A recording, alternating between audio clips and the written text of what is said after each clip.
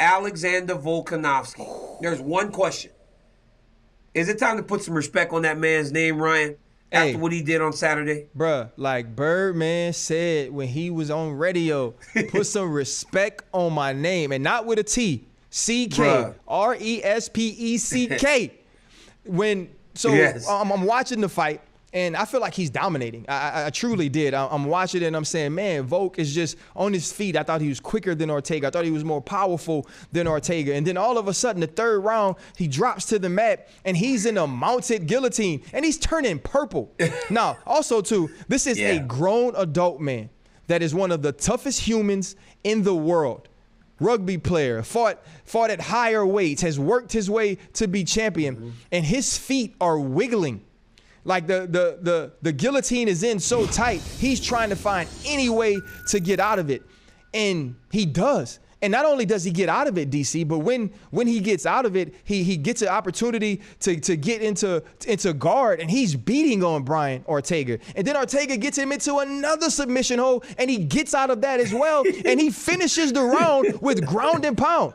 I mean, even enough to stand up and then leap back down. And I was like, and my mind is blown. Nothing's happening in the Arizona State game, but people think something is happening. They're looking at me like I'm stupid, and I'm like, relax. Y'all don't have what I have. Like, I got ESPN Plus. They looked out for me because I got a show. And so I'm fired up watching this. And truly, during the fight, I tweet, and right after I tweet, I have to give Alexander Volkanovski more respect.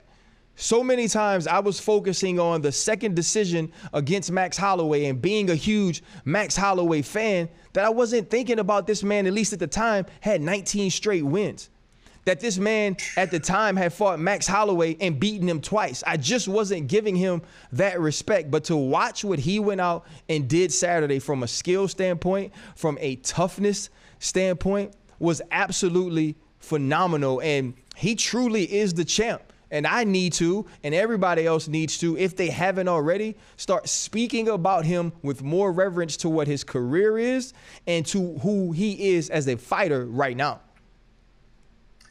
Ryan, watching Alexander Volkanovski on Saturday, and in the build-up to the fight, you kind of had this idea that this dude was about to do something special. All week, you could sense it. He was so loose and so happy. This dude was in some shape.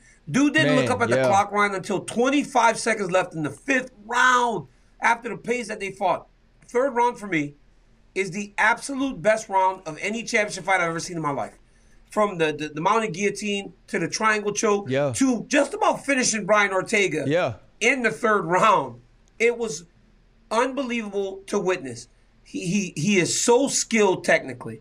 He is so smart, and he makes adjustments on the fly like no one I've ever seen before.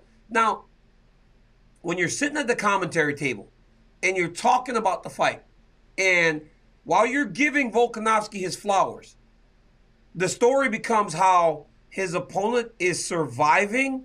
That tells you how dominant that you are. There is no compliment higher to a champion that the best someone can do is survive and be tough and durable.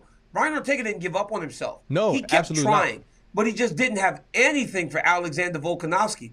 Alexander Volkanovski, 20 wins in a row now.